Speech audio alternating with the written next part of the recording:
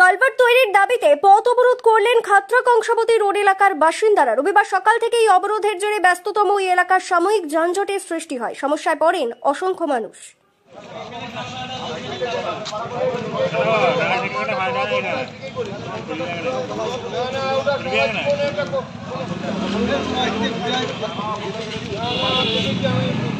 অবরোধকারীদের দাবি, শহরের কংসাবতী রোড এলাকায় নিকাশি নালা তৈরির কাজ শুরু হয়েছে, কিন্তু প্রয়োজনীয় দুটি কালভার্ট তৈরির কোনো উদ্যোগ নেই।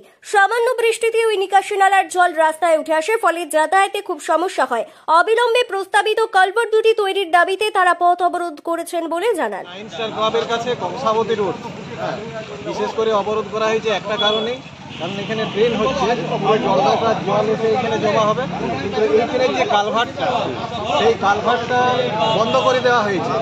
আর পুরনো বিজয় অফিসের কাছে যে কালভার্টটা আছে সেটার কোনো সংস্কার হয় নাই এবং সেটা প্রায় বন্ধর মুখে।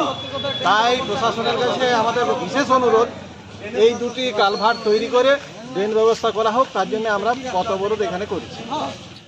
আমাদের ড্রেন জলটা ভালো পারাপার হচ্ছে না। আমরা যে বৃষ্টি হলেই সব ড্রেনের জল সব একবারে রাস্তার মধ্যে, মানে একবারে মানে ড্রেনগুলো তো আবর্জনাতে ভর্তি, পরিষ্কারও ঠিক মতো হয় না। মানে আমরা বাড়ির থেকে মানে বেরোতে পারছি না, এত অসুবিধা। দিনের পর দিন আমরা সব মানে করছি, কিন্তু কোনো মানে কাজ হচ্ছে না। পঞ্চায়েতে জানিয়েছি, অনেক কিছুই করেছি, অ্যাপ্লিকেশন দেওয়া হয়েছে বারবার, কিন্তু কোনো কাজই হয়নি। আমরা ভীষণ অসুবিধার মধ্যে আছি, এটার একটা সুব্যবস্থা করুন, এইটাই চাই। পরে খবর পেয়ে অবরোধস্থলে আসে খাতড়া থানার পুলিশ অবরোধকারী দ্বিপাক্ষিক আলোচনা শেষে অবরোধ তুলে নেওয়া হয় বলে জানা গেছে। ব্যুরো রিপোর্ট, দক্ষিণ বাঁকুড়া দর্পণ, খাতড়া।